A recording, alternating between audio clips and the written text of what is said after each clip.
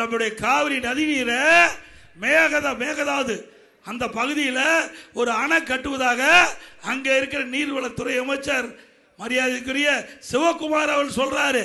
அவரை கூட்டிட்டு வந்து பிரச்சாரம் பண்றாரு.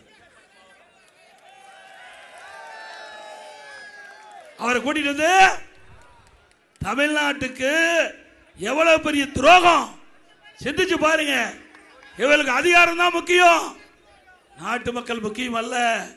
ஆக செங்கல்பட்டில் நடக்கிற ஒரு நிகழ்ச்சியில் இன்னைக்கு கர்நாடகத்தில் இருக்கின்ற நீர்வளத்துறை அமைச்சரை இங்க அழைச்சிட்டு வந்து பிரச்சாரத்துக்கு ஈடுபடுத்தியிருக்கிறார்.